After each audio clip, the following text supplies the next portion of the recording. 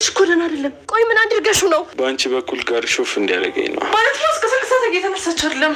ከኪንጎ ጋር ለመጨረሻ ጊዜ የተገናኛችሁት መቼ ነው? ቆይ ምን አድርገሽ ወንድሜ? ወደደሽ ባፈቀረሽ? ይሄ ልጅ ደህና አይደለም። ዛሬ ልጆቹ ማራኑ። እኔ ትናንትና ምንም ምግብ አልሰራሁም። ቤዛ እዚህ ነገር ውስጥ እጁ አለበት። አመንሽም አላመንሽም እኔ ምንም ማውቀው ነገር የለም። እሺ ሁለቱም የምግብ መመረዝ ነው ተባለ። በዴቭና በፍቅር መመረዝ አደይና አሹ በሐሰት ተከሰሱ። ዛሬ ላይ አሹ ከስራ እስከ መባረር ደረጃ የሚያደርስ ቅጣት ተጥሎበታል። ድርጊቱን እንዳልፈጸመው በእናቱ ምሎ እያለቀሰ ለታለም ሊነግራቸው ቢፈልግም አይ በቃ እስካሁን ላደረክልኝ ነገር አመሰግናለሁኝ፣ ውለታህን እግዚአብሔር ይክፈልህ በማለት በመጨረሻ ከፍቷቸውና ልባቸው ተሰብሮም አሹን ሸኝተውታል። አሹም ያችን ቤት ተሰናብቶ ከወጣ በኋላ በሚያሳዝን ሁኔታ እዛ ቤት የገባበትን አጋጣሚ መለስ ብሎ ሲያስታውስ ቅርብ ስትንከባከበው የነበረችውን አደይን እያሰባት ነበረ። ማለትም ያለ ወንጀሏ ወንጀለኛ ተደርጋ ስለተከሰሰችም እጅግ በጣም አዝኗል። ሰላም ጤና ይስጥልን ውድ ቻናል ቤተሰቦች እንደምናላችሁ በያላችሁበት በዓለም ዳርቻ ሰላማችሁ ይብዛ እያልኩኝ ሰራተኛዋ አደይ ክፍል 117ን እንመለከታለን። እንግዲህ በባለፈው ክፍል እንደተመለከትነው ባቡሬና ለምለም ወደ ውጭ ወጣ ባሉበት ሰዓት የሆነ ነገር ተመልክተው ነበረ። ይህ አስደንጋጭ ነገር ምን ሊሆን ይችላል? ምናልባትም አክስቷ እየሰለለቻቸው ይሆናል ብለን ተለያይተን ነበረ። ታዲያ ዛሬ ላይ እውነትም አክስቷ እያፈላለገቻቸው እንደነበረም ያውቃሉ። እነሱም ተሯሩጠው ወደ ቤታቸው ይመለሳሉ። ለምለምም ለዚህ ባቡሬን ወደ ውጭ እንዳይወጣ ስትከላከለው እንደነበር እየገለጸላት ነው። እሱም ቢሆን ከአክስትሽ ራስሽን ጠብቂ በማለት ለምለምን እየመከራት ነው። አደይና ዴቭ መኝታ ክፍል በተቀመጡበት ከወትሮ በተለየ ቤዛ መልካም ሰው ሆና ሰሞኑን አደይን ቀርባታለችና ዛሬ ላይ በሽሮ እንጀራ ይዛ ነበር ወደ ክፍሏ የተከሰተችው። እሷም ምን ይዘሽ መጣሽ አለቻት። ይቅርታ በፍቅራችሁ መካከል ጣልቃ ስለገባባችሁ፣ ለማንኛውም አደይ በሽሮ እንጀራ አምሮኛል አላልሽኝም ነበር ወይ? ይኸውልሽ ሰርቼልሻለሁ በማለትም መልካም ነገር እንዳቀረበች ሁሉ ትሰጣታለች።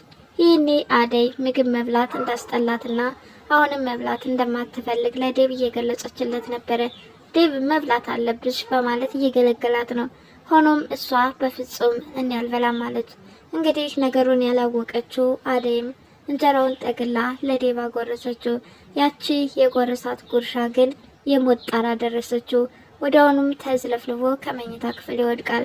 ነገረኛዋ ቲና ዴቭን ስላፈቀረችው እባክሽን ከተኛበት ልሳምበት እያለችም ሰፈጣ ውስጥ ገብታለች። አደይ በፍጹም ይህንን እንድታደርግ አልፈቅድልሽም፣ ዴቭ ተኝቷል ይረፍበት እያለቻት ነው። እሷም በፍጹም አንቺ ልትከለክይኝ አይገባም በማለት መኝታ ክፍሉ ቀውጤ ተፈጥሯል። በዚህ ሁኔታ ሲጫጫሁ ሳለ እታለመታ ምን ትሰራላችሁ አለቻት። ዴቭ በተኛበት ካልሳምኩት በማለት እየታገለች ነው አለቻቸው። እታለምም አንቺስ የሰው መኝታ ክፍል ምን ትሰሪያለች በማለት አደይንም ተቆጣቻት። ታዲያ ዴቭን ለመቀስቀስ ስትሞክር ዴቭ ግን ክፉኛ ተዝለፍልፎ ወድቋል። በፍጹም ሊነሳላቸው አልቻለም። ፍቅር ለአደይ የታሰበው መርዝ ራሷን ልትበላው በመጀመሪያ ግን ከቤዛ ጋር ሆና እየተንጨረጨረች ነበረ። ለምንድነው አደይን ያሰብሽውን ነገር ቶሎ የማታደርጊው? ይህንን ቶሎ የማትፈጽሚ ከሆነ እኔ አንድ ነገር ለማድረግ እገደዳለሁ፣ ራሴው ከዚህ ቤት አስወግዳታለሁ በማለት ለአደይ ክፉ ነገር እንዳሰበችላት እየገለጸችላት ነበረ። ቤዛ ታገሽኝ እባክሽን፣ እኔ በፍጹም ቃሌን እፈጽማለሁ በማለት አደይ ልትገላት እንደምትፈልግም እየነገረቻት ነበረ። በውስጧ ግን ቤዛ ይኸው የተመካሽበትን ቤት ለኔ አደርገዋለሁኝ፣ እስኪ እንተያያለን በማለት እየፎከረችባት ነበረ። ታዲያ ወዲያውኑ እሷ ምርዋት ስለነበረ ምግብ ስጭኝ ስትላት ያንን የተመረዘ ምግብ እንድትበላ ታደርጋታለች።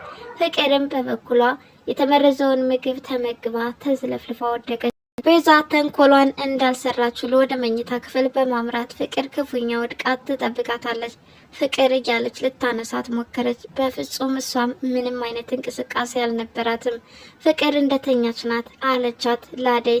አደይም እንደዚሁ ልታነሳት ብትሞክር በጭራሽ የሚታሰብ አይደለም። እናቷ ወደ ክፍሏ በመግባትም ልጆቼ ዛሬ ምንድነው የሆኑት እያለችም ልታነሳቸው ሞከረች። እናቷም አሁንም በተመሳሳይ መንገድ ሆኖባቸዋል። በዚህ ድንጋጤ ውስጥ የገቡት ቤተሰቦችም አፋፍሰው ወደ ሆስፒታል ይወስዳሉ። ታዲያ ሪታ ከሆስፒታል እንዳሉ ስልክ በምትደውልበት ሰዓት የምግብ መመረዝ እንደሆነም ትሰማለች። ይህኔ ሪታ ነገሩን ቆም ብላ ልታስብ አልፈለገችም። ሰራተኛ ተብላ የተመደበችው አደይ እንደመረዘቻቸው አድርጋ ነበር ያሰበችው። አንቺ ነሽ አይደለ እንዲህ አድርገሽ እህትና ወንድሜን የመረሻቸው? ዴቭ እንደሆነ አንቺን ባፈቀረ ምን አደረገ? ጭራሽ ደግሞ እንደዚህ አይነት ስራ ትሰሪያለሽ ወይ? በማለት ጉርቧን አነቀቻት። አደይ ስለ ነገሩ ምንም የምታውቀው ነገር እንደሌለ ለማስረዳት ብትሞክርም ልታደምጣት እንኳን ፈቃደኛ አይደለችም። አንቺ በጣም ክፉ ነሽ፣ እንዴት እንደዚህ አይነት ስራ ትሰሪያለሽ? እያለችም አደይ ላይ በጉልበት ነበረ እጇን ፈድቅቃ ያስወጣቻት። በዚህ ሁኔታ ስለ ነገሩ ምንም እንደማታውቅ ደጋግማ አስረዳቻት። ሪታም በነገሩ ግራ ተጋብታለች። ሪታ አደይን እንደዚህ አጨናንቃት እንኳን አልበቃትም። ከአሹ ጋራ በመሄድም ካንተ ጋራ ነው ተባብራችሁ ልጆችን የመረዛቸዋቸው በማለትም ተናግረዋለች። አሹ ስለ ጉዳዩ የሚያውቀው ነገር እንደሌለ ለማስረዳት ቢሞክርም አሁንም ሪታ ልታደምጠው እንኳን አልፈለገች። ሆስፒታል ዴቭንና ፍቅር ተከትለው የሄዱት እታለም፣ ቲና እንዲሁም ቤዛ ነበሩ። ቤዛ ወደ ቤት እንድትመለስ ተደርጋለች። በእርግጥ የምግብ መመረዝ እንደሆነ ከታወቀ በኋላ እኔ ምንም አይነት ምግብ አልሰራውም፣ ወደ ኩሽና አልገባውም እያለች ራሷን ከወንጀል ነፃ የምታደርግበትን ነገር በማመቻቸት ላይ ናት።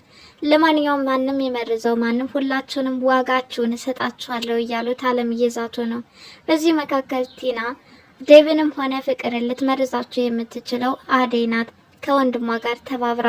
ሁለቱም እኮ ዘመድ አማቾች ናቸው፣ እንዴት ልታምኛቸው ትችያለሽ? ወንጀሉን የፈጸሙት እነሱ ናቸው በማለትም ከታለም ጋራ ነገሩ እንዲባባስ እያደረገች ነው። ታለምም ሁላቸውንም ከቤቴ አባረራለሁ በማለት ተናደው ወደ ቤት ይመለሳሉ። ወደ ቤት ሲመጡ ግን አደይን አላገኟትም። አደይ ተጨናንቃ ስለነበረ እስኪ የሆነውን ሁሉ ለለምለም ንገራት በማለት ከለምለም ጋር ሄዳለች። ከዛም ለምለም እባክሽን ለመጣው ነገር አትጨናነቂ፣ እውነታውን እንጋፈጣለን፣ ለማንኛውም ለመጣብን ፈተና ጠንካራ ሆነሽ መጋፈጥ አለብሽ አለቻት።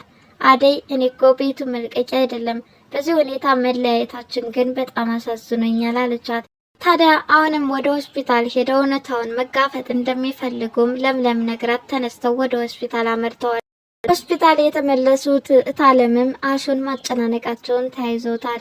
አሹ በየዋህነት የወሰዱት መርዝ ለክፉ የሚሰጥ ነው እንዴ በማለት ይጠይቃቸዋል። ይህንን ሳታስብ ነው እንዴ ድርጊቱን የፈጸማችሁት በማለት ሲነግሩት በጣም ነበረ ልቡ የተነካው። እንዴት በመርዝ እጠረጠራለሁ በሚል ስሜትም በእንባ ተናነቀው። እንዴት በማለት ነገሩን ከስር መሰረቱ ለማጣራት ሞከረ። አዎ አንተና እህትህ ናችሁ ልጆችን የመረዛችሁት በማለት እታለም ወንጀሉን የፈጸሙት አደይና አሹ እንደሆነ ራሳቸውን አሳምነዋል። አሹ ግን በእናቱ ምሎ ድርጊቱን እንዳልፈጸመውም ይናገራል። ስለ አደይ ንጽህናም ቢሆን እመሰክራለሁ በማለት አደይ ምን ያህል መልካም ልጅና ለሰው ይህን ያህል ክፋት እንደሌላትም ይናገራል። ሆኖም እታለም ግራ ተጋብተዋል። ብቻ ግራ ቀኝ ከሰሙ በኋላ አሹን እዛ ቤት እንዲቆይ እንኳን አልፈለጉም። አሹም በቃ ይቅርታ በማለት ተነስቶ ወደ ውጭ ወጥቷል። እሱም እያለቀሰ ስለነበረ ሪታ ግን ሁኔታውን አይታ ልቧም የተነካ ይመስላል። ተከትለውም እየጠራችሁ ነው። ከእንግዲህ በኋላ ምን ቀረሽ ሪታ? ያሰብሽውን ሁሉ ተናግረሻል። እንግዲህ በደለኛም ከሆንኩኝ ከፈጣሪ ያገኘዋለሁ። ለማንኛውም ትክክለኛውን ወንጀለኛ መርምሮና ድረሱበት በማለት ከገጠር የመጣ ሁሉ ወንጀለኛ የሚመስላችሁ ነገር እጅግ በጣም አሳዝኖኛል። ይህ የከተማ ሰው ግን አርቆ አያስብም ማለት ነው እያለም በጣም አዝኖና ተክዞ መንገዱን ይቀጥላል። ሆኖም እየሄደ ሳለ ያቺ የገባበት አጋጣሚ ማለትም ስራቶ ሲሰቃይ ከዛም ወደ ገጠር ልመለስ ብቻ በብዙ መላምት ውስጥ ያለው አሹ አሁን የጥበቃ ስራ አግኝቶ ራሱን ማረጋጋት ጀምሮ ከሬታ ጋራም ጥሩ የቲክቶክ ቪዲዮ እየሰራ ብቻ አሁን ላይ ደስተኛ ነው ማለት ይቻል ነበር። ካሉት የቤተሰብ አባላትም እንዲሁ ሬታን በቅርበት በጣም ወዳጆች ናቸው። አሁን ግን በሚያሳዝን ሁኔታ ሁለታቸውም ተቀያይመዋል።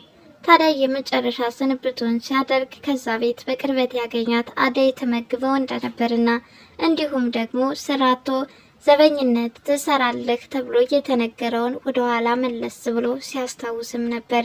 ለማንኛውም ሰራተኛዋ አደይ የዛሬውን ክፍል ይመስላል። ቤዛ ተንኮለኛዋ ይኸው ቤተሰቡን ነገሩ ከተፈጠረ በኋላ እንኳን ቅራኔ እንዲፈጠርና እርስ በርሳቸው እንዳይተማመኑ አድርጋቸዋለች። ለጊዜው እንኳን እሷ ወንጀሉን እንዳልሰራችው ባይታወቅባትም ዞሮ ዞሮ ግን ነገ የድርጊቱ ፈጻሚ ማን እንደሆነ እውነታው መውጣቱ አይቀርም ብዬ አስባለሁኝ። አሹ ምስኪኑ ከምንም የሌለበት አሁን ግን በሐሰት ተወንጅሎ ሲያለቅስ ማየት እንዴት ልብ ይነካል። ለማንኛውም እጅግ በጣም የሚያሳዝን ነበር። ለዛሬው ይኸው ነበረ። በቀጣይ ክፍል እስከምንገናኝ ድረስ መልካም ጊዜ ሆነላችሁ እያልኩኝ ለቻናሌ አዲስ የሆናችሁ ላይክ፣ ሸር፣ ሰብስክራይብ በማድረግ ቤተሰብ ትሆኑ ዘንድ በአክብሮት ጋብዝኳችሁ። ባይ ባይ።